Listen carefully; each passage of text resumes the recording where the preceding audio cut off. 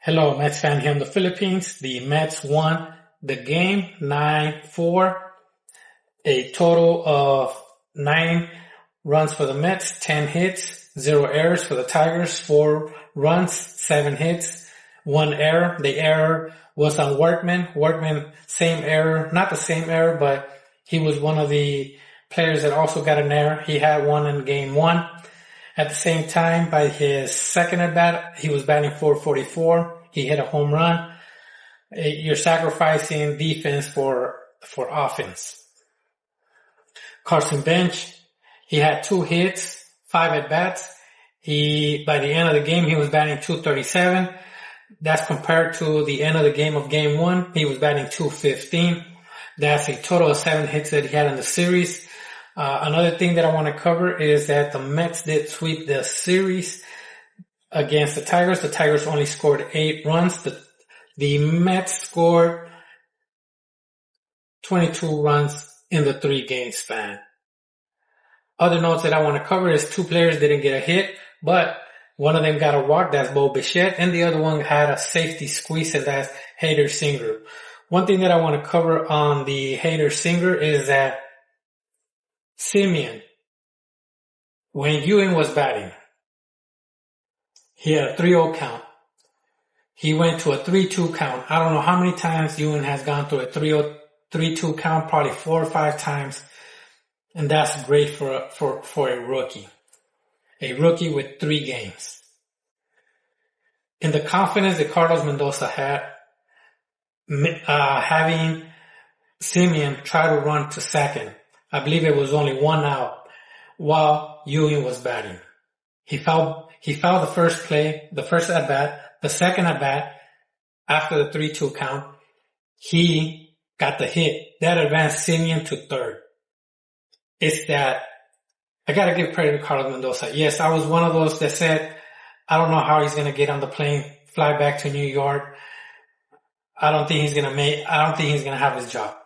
The last 3 games, it's like a different type of person.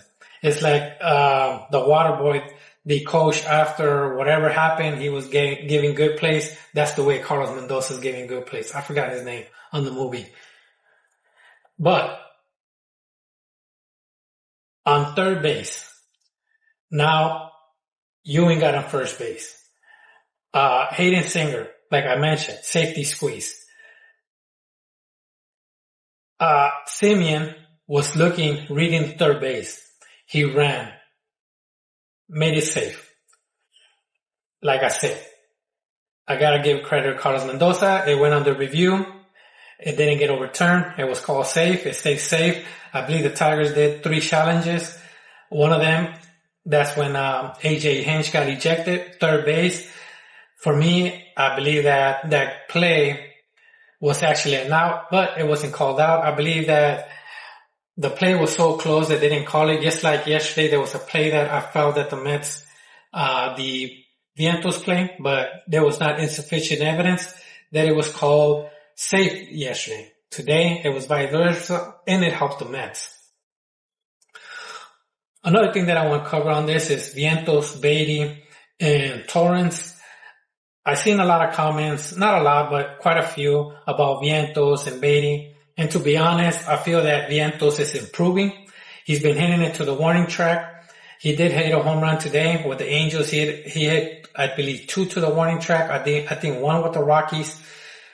He hit a home run today, and he hit another one so close. Even Juan Soto was like, that was gone on the bench. Brett Baty, same thing. He's hitting good. As a matter of fact, by the end of the game, he was hitting .220. By the end of game 1, he was hitting .216. Vientos was hitting .239 on that game. And on this game, hit .242. As you can see, there's an improvement. Slight improvement, but there's improvement. The third player that I want to cover is the one that didn't play, is Torrance. Torrance is batting 100, under 200. But I like the way he was trying to spray that ball to right field yesterday, after he was unsuccessful on the first bunt. Not unsuccessful, but then he switched it to try to hit it over there twice. So keep an eye on those 3 players. I like the way they're doing. No.⁶² is the only iffy right now for me on the lineup. Melendez as well, but he's an alternative. He did get an assist today, third assist for the Mets. The 3 assists are Young, Slater, and Melendez. 3 players that are really not everyday players, but we have the 3 assists. Other things that I want to cover is No.⁶², 93 pitches, 7 innings, 3 runs. I thought he had more pitches thrown because some of these innings he has allowed the first runner and he has got away. One of them he had 4 pitches in, a 2.92 ERA, 7 strikeouts. That's great. That's a 9K ratio on the strikeouts. The other 2 pitchers that they had was Tobias Myers. He did allow a run. And on that run I want to cover, he did allow it on the 8th. And the reason I want to cover that is that the Mets in the 1 to 3 inning, they have allowed 12 runs, 6 in the first, 4 in the second, and 2 on the third on the last 6 games, the Arizona and the Tigers game. 4 to 6 innings, they only allowed 3. 7 to 9, only 1, and that's Tobias Myers today. As you can see, the first 3 innings are the ones giving us a hard time. Just like with the Tigers, the first 2 innings, I believe the first 2 innings they scored. The first game, they scored 2 in the first inning. Today they scored 3. And I believe they scored 2 on the second inning, but don't quote me on that, second or third inning on game 2. And just like I said, Greg Kimbrough or Chaminade should pitch when we're way behind or way ahead. As long as Carlos Mendoza agrees with me, I gotta give him credit. He's doing great on that. And about that safety squeeze, something I didn't cover yesterday, he tried to do a double late steal. I believe Bichette was running to second. I forgot who was running to home. I think it was Bench. Bench got called out on home. But as you can see, the aggressive running that they were doing. Ewing did hit a home run. I listened to Cohen. They were talking about that. They remind him of Lenny Dykstra. For me, Ewing reminds me a little bit more of Pedroia on the way that the bat discipline. Not the aggressive, not the lefty, because I think Pedroia was righty, but having that discipline to take the count up. Now for the notes that I got for today, at the beginning of the game, we had the third lowest average, a .226, and the 9th highest ERA, a 3.76. For me, the goal is keep on moving on the average, not the third worst, not the 4th, but keep on moving it up. That would be great. With 9 runs, I believe we raised it up, but I'm not sure how big of a increase. Now for No.⁶², leadoff hitters, they're 0-15. I think he has 17 starts. The other 2 were a walk and a hit by pitch. For the opponent, Riley Green, he has a 24 hit streak. That guy he was destroying us on hitting. It's like every time he was hitting, he got a hit, except on the late innings of today's game.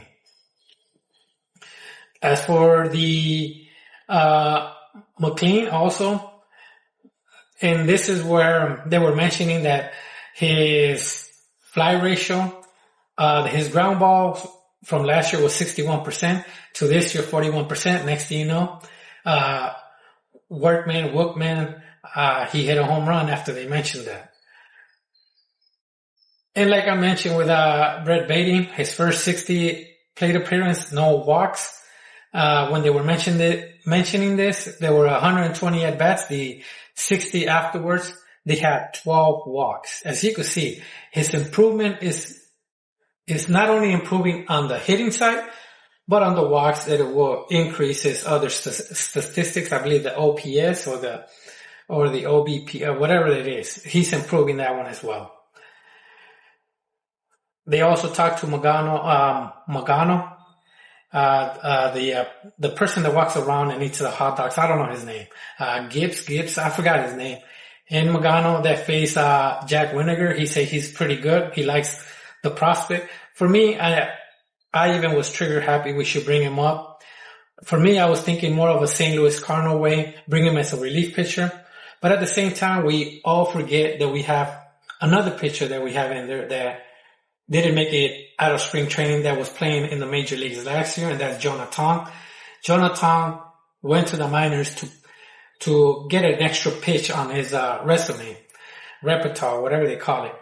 And for me, yes, I agree. He should be the one coming in before Jack. Jack, I believe he should come in as in, they have him in the prospects list, that he should be projected estimate time of arrival to the major leagues on 2026. So they probably have a plan that he will come in later on the season. Once again, on the fourth inning, AJ Hinch got ejected. For me, I thought it was an out, but they couldn't overturn it. For the Mets, it was a benefit. Juan Soto hit a home run. Soto hit an RBI after Bench stole his eighth stolen base. That's his eighth, one caught stealing.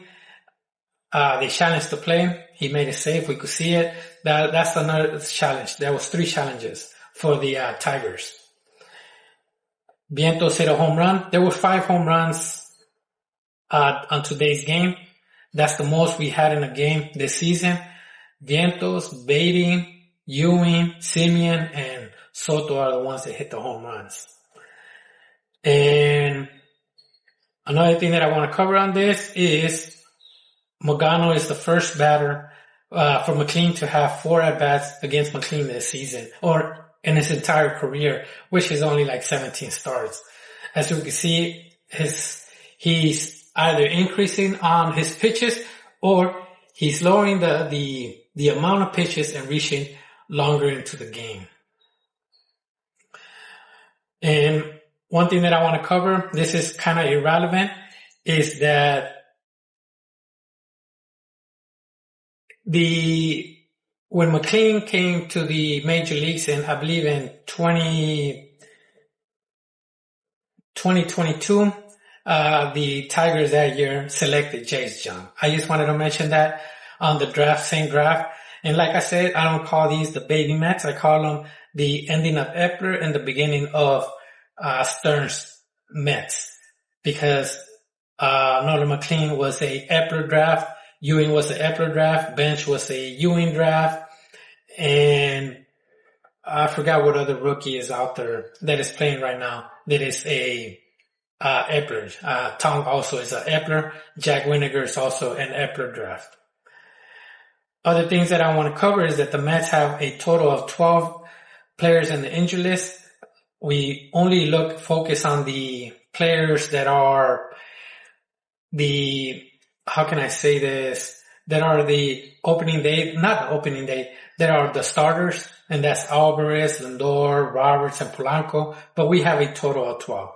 I'm not sure if they're including Tyler McGill that is out for the season with Tommy John, or also Ronnie Mauricio, and we could go on.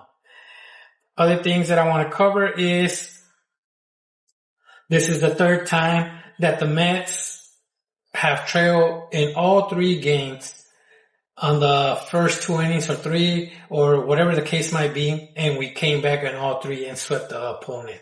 3rd time in history. I forgot to say this. That's going to be over here on my pointers. That's really all I got for the Mets. Like I said, the Mets won. That's a good point, sweep. We've been getting lucky with the Diamondbacks. Corbin Burns was injured. With the Tigers, School was injured. And now we're going to the Yankees, and Max Fried is injured. And then after that, we have 2 series that are important so we could keep on moving up. Of course, the Yankee series is important. Every series is important. But we have the Marlins and the Nationals right after that. The Nationals, they were losing today by a big margin. I'm pretty sure they lost. But they've been scoring a lot of runs besides today. They had 0 today when I checked. Other notes that I want to cover is, and like I said, all these are my own personal opinions, is that end of June, we need to be 500. If we're not at 500, it's going to be difficult to to go over that hump or to say we're going to keep the free agents, the players that we're going to have free agents, players that could opt out. And those players, for people that don't know, Luis Roberts, we could, it's club option. Tyrone Taylor's a free agent. Bo Bichette, he has his own option. Pitchers, starters, we have Freddie Peralta, Clay Holmes, David Peterson, and on the, bullpen, we have Brooks Riley and AJ Minter also as free agents.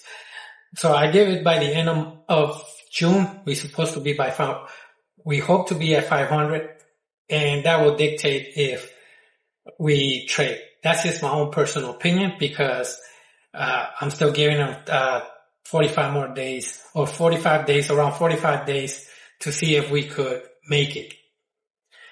Anyways, that's all I got. Thank you for watching. Let's go Mets.